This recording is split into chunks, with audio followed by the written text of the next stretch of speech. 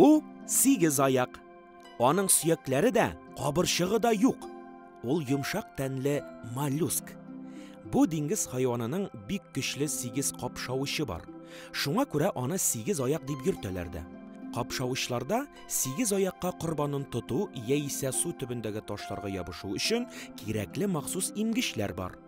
Имгечләре булганга күрә сигез аяк суда йөзеп кенә калмый, су төбеннән шуышып та йөри. Тагын алар бу хайванга тәм туярга һәм азыкның ашарга яраклы булуын билгеләргә ярдәм итә. Һәр капшавычта 10 меңнән артык тәм тую рецепторы бар. Сигез аяклар су төбендә, ташлар арасында яисә су асты мәгарәләрендә яши. Өйләрен кармавычлары ярдәмендә төзи. Сигез аяк үз өен башка су хайваннарыннан саклый һәм еракка китсә дә, аны югалтмый, кире әйләнеп кайта. Сөякләре булмаганга күрә, сигез аяк тар авызлы кабырчыкларга да, кичкенә ярыкларга да керә ала.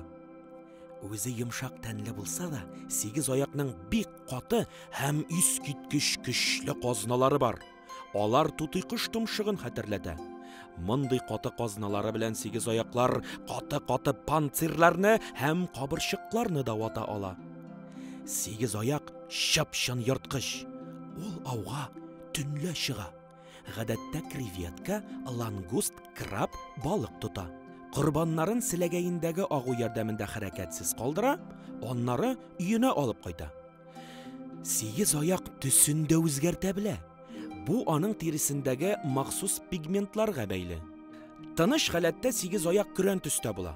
Курыкса агара, ачу чыкса кызара.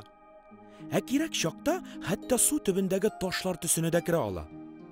Син беләсеңме, сигез аякның йөрәкләре өчәү.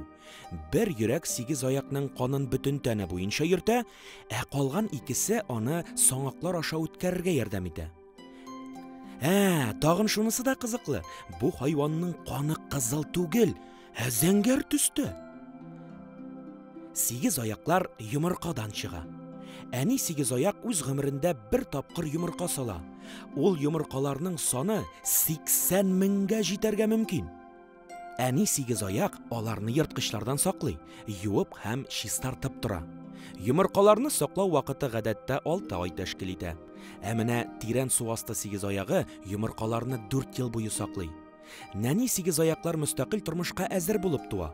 Алар йомыркадан чыгуга ук хәрәкәтләнә һәм үзләренә азык таба ала. Сигез аяклар төрле зурлыкта һәм авырлыкта була.